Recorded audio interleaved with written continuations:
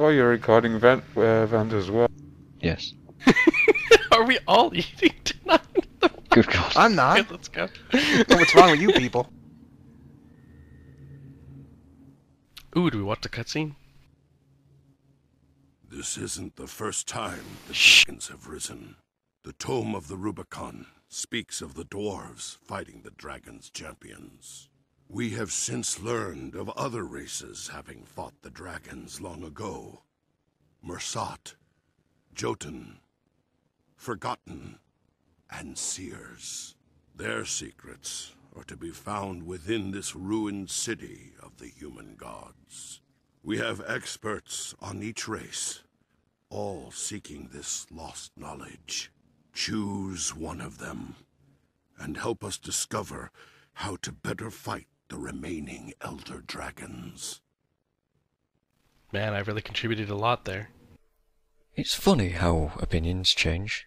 Ooh, whatto chaps, I'm Magical Mike, and you're watching some friends and I attempt Arah for our very first time. We did this a few weeks ago now, and I thought it'd be interesting to record live commentary and all that stuff, but in the end we were so concentrating so hard, and learning new enemies and mechanics and stuff, that there wasn't actually all that much being said. So now I'm doing post-commentary instead. I'll try and leave in the cutscenes where I can, and whatever live stuff I can salvage as well, so sorry to Wolf, Lex, Phallic and Xavier, you're all sort of chopped up and cut out a bit. Oh, another cutscene. Small. The Jotun are now primitive brutes, but they were once brilliant and highly magical.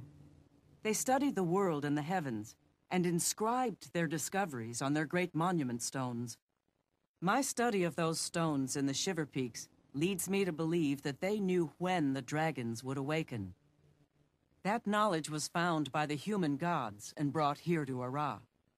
Our scouts have found old monument stones here among the wreckage.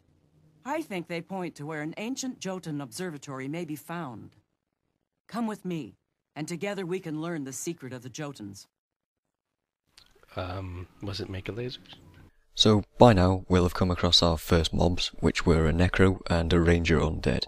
You'll see our Guardian, that's Xavier, get downed pretty damn quickly, which sets the tone for Arah, really. And that's not his fault either, that's just the amount of damage that these things do. Hunters are incredibly painful in Path 1. They summon these eagles which do massive damage for them, so it's best to focus on those pets if they appear, and then get rid of the hunters fairly quickly. I'm actually running a power, toughness, vitality gear set here with standard greatsword DPS traits. It makes me fairly tanky, but not enough to stand around in fights spamming 100 blades. I do a fair bit of damage as well, but again I don't think anyone, including me, has a completely focused build on either tanking or damage. Both our Ellies and our Mesmer are somewhat supporty and balanced as far as I know, and the Guardian's mostly tanky with soldier runes and a few traits in power for some damage. So, anyone who actually knows Arah knows we're not using an optimal team setup, and that will come and bite us in the arse a bit later on. You say hug these corpses? Is that what you said? Yeah, that's exactly what I said. Give them a lick, Xavier. What is this weakness? Describe their flavor. They taste just like raisins. Next up are the ooze, and holy crap they hurt. Each hit you'll see them stack 4 conditions on us, which is poison, cripple, weakness and 5 stacks of vulnerability. And this is kind of awful, because at this point I was already starting to see why most groups run past everything here. Even with me and Xavier using soldier runes and shouts, we couldn't keep these conditions under control very easily. Hell, even Wolf was trying to use Healing Rain, and our Mesmer was using that one glamour skill that removes conditions as well, and they just kept being reapplied. Oh well, so the ooze split up into smaller ooze when you do actually kill them, and then you have to defeat the smaller ones quickly, because if you leave them alone too long, they form back up into a new, fully healed big ooze and you start over. Kinda reminds me of the Titans from the first game, actually. After that, we get introduced to the Orion Eye turret things, which are actually easily dealt with. You can use that reflection crystal on them, but we just use wall of reflection and feedback from Lex instead. Alright, so we're now 15 minutes into this run, and we finally hit our first boss. There, a Jotun monument stone uncorrupted by the Elder Dragon's influence. Hold on. Something is manifesting. Yes! I know your desires. You seek the wisdom of the Jotun. Speak with me, and if I find you worthy, a mystic Jotun stone will be your reward. There's some spiders as well, but they're nothing special in here. If you've been in the Curse Shore at all, you know what to expect from them.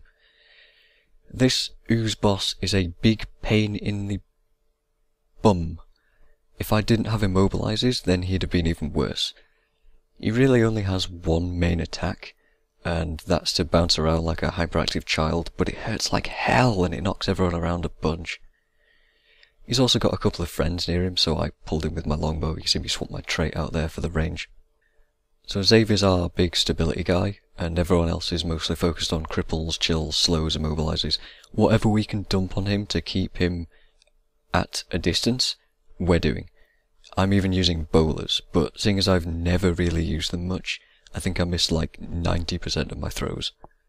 Just take care of where you get knocked around if you do, because at one point Xavier gets punted back into the ads that I tried to pull this thing away from, and causes some problems. That's completely not his fault, but try and be aware of it for next time. And obviously you guys as well listening in. This was also just before the nerf to waypointing in combat, so if anyone does actually die in this fight, we managed to salvage it anyway. At some point the boss splits into two other smaller champion oozes that just sit there even, and they just spray goo everywhere. You can completely ignore these guys, just pick up the item and run back to the Jotun spirit, give it to him to advance the dungeon plot. Just, when you're doing so, try not to aggro absolutely everything as you leg it to.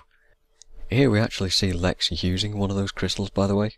We also encounter drakes up here, which it turns out are remarkably easy to kill because their poison has a minimum range to it. Just stay close to them and they can barely touch you. Those of you paying close attention will also see Valak swapping his weapons a lot between encounters. He's good like that, he does that a lot. But he does like to step on the exploding corpses a lot as well. So I guess you're starting to get an idea of what Arah is like for a first time group. The mobs are unforgiving and you absolutely have to swap skills around and be flexible if you don't know what's coming up. My advice is to be prepared for each fight.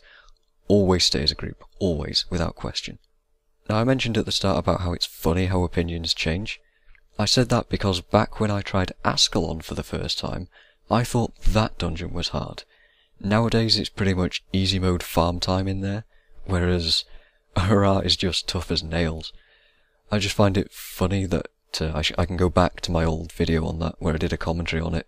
I'll link that in the description or in an annotation or something. And I listened to myself talk about parts that I thought were hard back then. It's just kinda strange. Ooh. Next up is this set of champions. We figure this out pretty quickly by talking to the Jotun spirit. They can only be hurt when they're in the light spots. They're also not aggressive, so I was able to wander in the light for science as well. We just took fairly small groups of them at a time, and focused as much damage as we could. It's not difficult here, it just kinda looks intimidating with the numbers. Speaking of numbers, look at those 70k 100 blades! And I'm not even using a high DPS build either. It's madness, but it looks awesome. And dispatched. After that we moved on, and here I'm trying to decide if dropping down was a good idea. Turns out it was. There's a plunger to blow up a bunch of undead, which is fun, but I kinda wish that tech was available elsewhere, you know? And at some point around here Lex was warning us about a champion spider that drops down from the purpley alcove around here. We don't aggro it right now, but later on we do, and it's just not worth fighting it. Just run the hell away from it. I don't show that either. Oh, Valak, and you and those corpses, man. It's like you wanted to give me a heart attack. So here we stopped for a few minutes while I attempted to explain the tar elemental boss we're facing, without actually knowing the fight at all. So I'm going to cut that out. There's 4 geysers to... I nearly said geezers there. There's 4 dodgy geezers there to stand on. That's the worst accent ever. And these stop the tar elementals from spawning, and they force the boss to appear. The guy basically spawns more ads, and puts a load of black tar on people sometimes. The tar's like a sort of really long stun. You can't do anything and you can't break out of it in any way when you are tarred. You can have someone remove the debuff by burning you, and if you don't have burns then this there's this environmental weapon around that allows you to Drake's Breath, which can burn your allies, which you can also troll people with, I suppose. My main focus of the fight was just to keep the boss on fire with my longbow, and if you do that, he can't spawn any ads, which is good. Unfortunately, what I didn't know was that once you have the boss in combat, you don't need to stand on the tar geysers anymore. So we spent the entire fight attempting to stand in one place, which dragged out a lot and caused Wolf to be attacked for the entire time. I'm sorry, man. Occasionally the boss goes underground again, but you only have to step on the geysers again to make him reappear. It's much simpler than I thought, and I made it hard for everybody, so sorry about that, everyone. I cut out about 7 minutes of this fight after that. Ah! Them corpses, man, stop it. Okay, so we're nearing Giganticus Lupicus now, but this room can cause wipes and problems if you're not careful. Luckily we have a good set of blokes, so we coordinated reflects and tactics properly here. Just hug the left wall, don't aggro things, and reflect the eye turret. At the other end of the room there's 2 abominations, you pull those together right into the corner and they're an absolute pushover. A wipe here or at the boss means you have a very long walk. There hasn't been a waypoint since the start. Now that's what I call incentive. Or a load of rubbish, it kind of depends on how you look at it really.